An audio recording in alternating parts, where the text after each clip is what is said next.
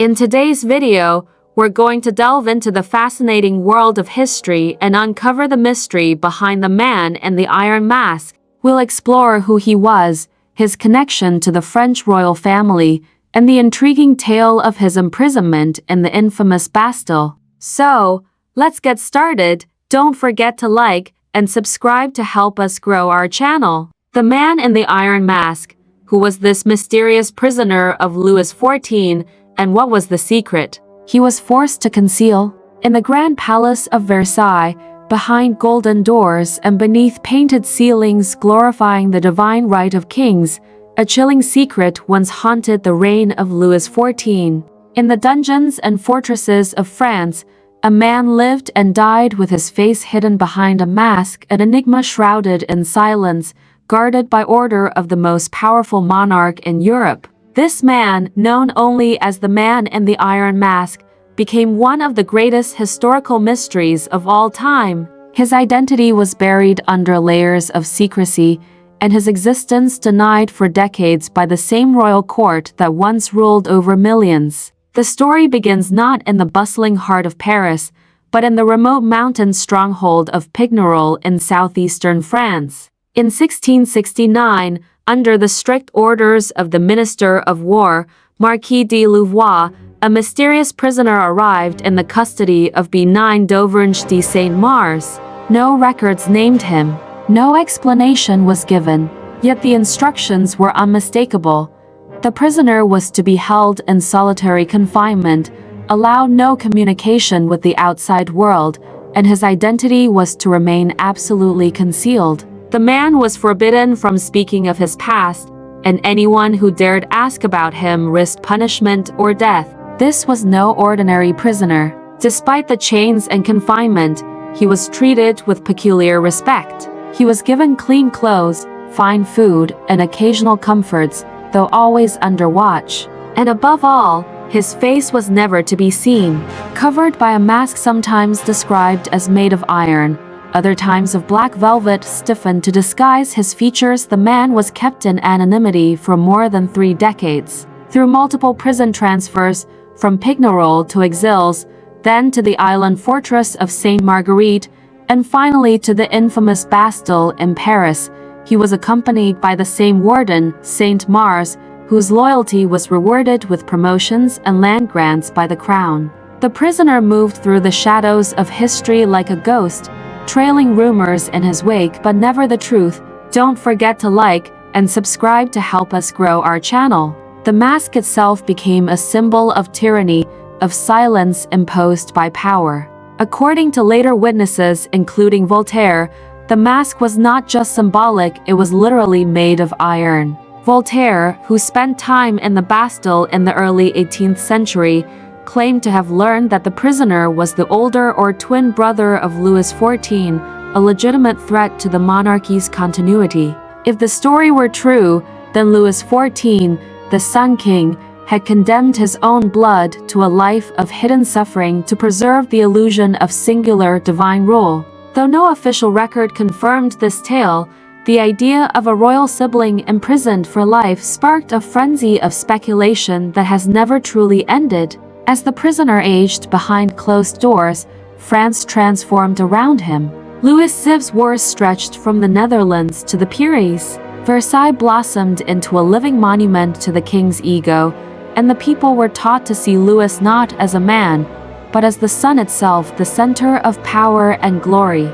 In such a climate, even the hint of a rival, even the whisper of another legitimate heir, could have brought the entire edifice crashing down. That such a secret would be buried behind iron and stone seems not only possible but necessary. By the time the masked man arrived at the Bastille in 1698, he had already become a living legend among the guards and scribes. The prison governor, Saint Mars, arranged for his cell to be kept isolated, his meals prepared separately, his clothing changed regularly.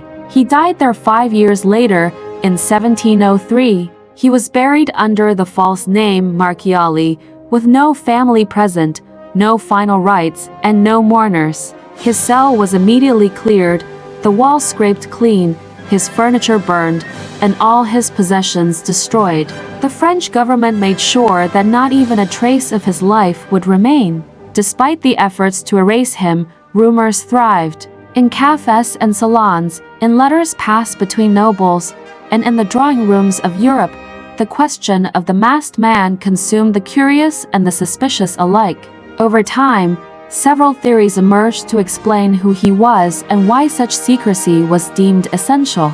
Some believed he was a disgraced nobleman, others a foreign spy, and some even suggested he was a man who knew of crimes committed by the royal family during the affair of the poisons, a scandal involving black masses, poisonings, and the occult that rocked the French court in the 1670s. Don't forget to like and subscribe to help. Among the most widely debated theories was the identity of Eustache Dauger, a valet arrested around the same time the masked man appeared at Pignerol. Unlike most prisoners, Dauger was placed under strict isolation, and Saint Mars was instructed never to allow him to speak to another soul. No court record exists of his crime. Some historians believe Dauger may have witnessed or been involved in events that could have devastated the monarchy if exposed. His sudden disappearance from records coincides with the first mention of the masked prisoner. Could Eustache Dauger and the man in the iron mask have been the same person? Another possibility often debated is that the prisoner was Count Ercole Antonio Mattioli, an Italian diplomat who betrayed Louis XIV by revealing secret negotiations over the strategic fortress of Casale. After being kidnapped by French agents, Mattioli was imprisoned under conditions that matched those of the mysterious prisoner. However, there are inconsistencies in the timeline, and the name Mattioli was eventually associated with other detainees. Still, the possibility that an act of political betrayal led to a lifetime of masked imprisonment cannot be discounted.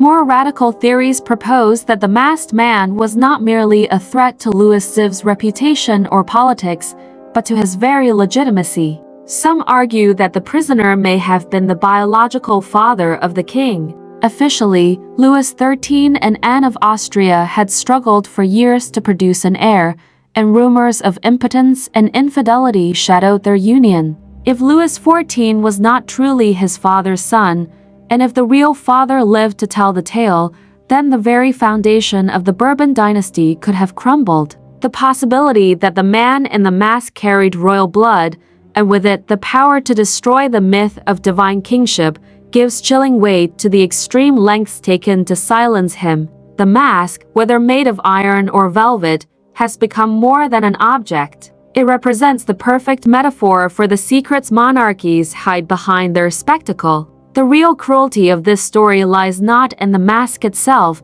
but in the utter erasure of a man's identity to protect a throne. No trial was held. No crime was confessed. He was not condemned by the courts but by the fear of what he knew or who he was. Don't forget to like and subscribe to help us grow our channel. When the French Revolution erupted in 1789, the Bastille was torn down brick by the very people who had long suspected that dark secrets were imprisoned within its walls. In many ways, the masked prisoner's legacy lived on in the cries for justice and transparency that shook France and ended the monarchy. Though his identity was never revealed, the man in the iron mask became a symbol of resistance against absolute power, a whisper of truth hidden behind iron and authority. Today, centuries later, the mystery remains unsolved. Historians continue to unearth documents, analyze letters, and debate theories, but no single narrative has emerged to satisfy the legend's eerie resonance. The identity of the man in the iron mask has become less important than what he represents.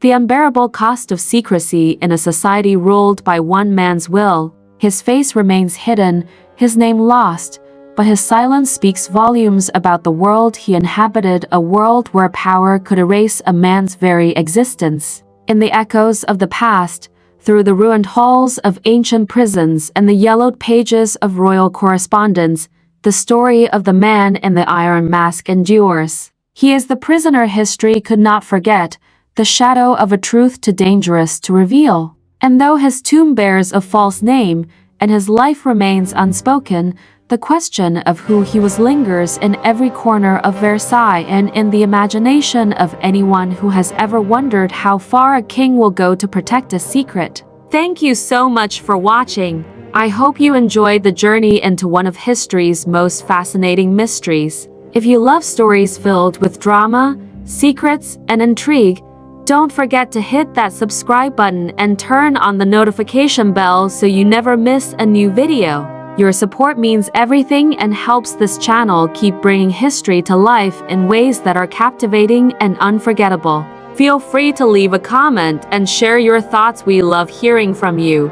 Until next time, stay curious and keep exploring the mysteries of the past.